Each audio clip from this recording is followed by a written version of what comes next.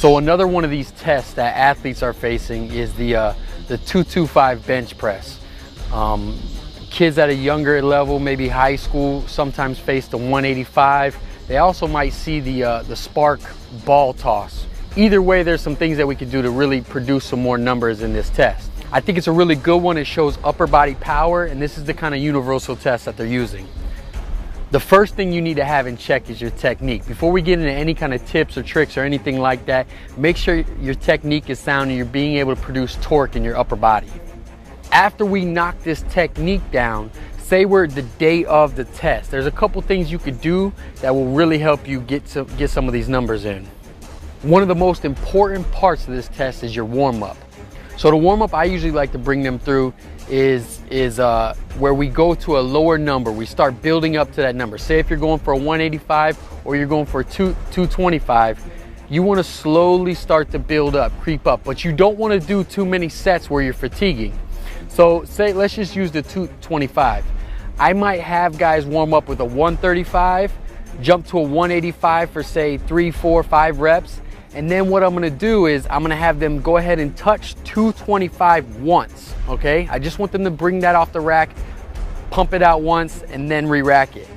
After that, after 2.5 minutes, I'm gonna have them touch something a little bit heavier. So depending on how many reps this athlete is gonna take, say 315 is light for you, I might have you go up to 275. Say, 250 is heavy for you, I'm gonna have you go straight at 250. What I want to do here is I want to excite the nervous system. The same way we do with complex training, I want you to really fire all those muscles. 2.5 minutes later, this is when you're going to hit the 225 bench press. So just to reiterate, I want you going slightly above your 225 or whatever your test may be, so we can really excite that nervous system, come back to the 225, and it's going to almost feel like it's a little bit lighter and get you ready to pump out those reps. So I really like these guys to have structure. Depending on your training, you should know what number you're at, and we should shoot for a couple more since the adrenaline will be pumping during this test. So let's use 20 as an example. Let's say that you were hitting 20 in training.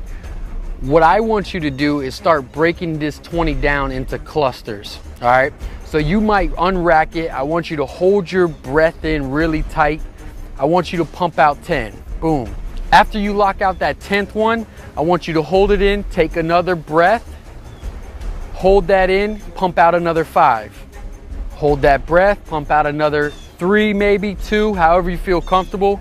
And everything after that is gonna be ones. I want you locking it out, holding it, breathing in, holding it again, and getting another one.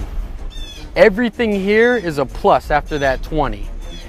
Really, when it comes down to it though, is gonna be in your training.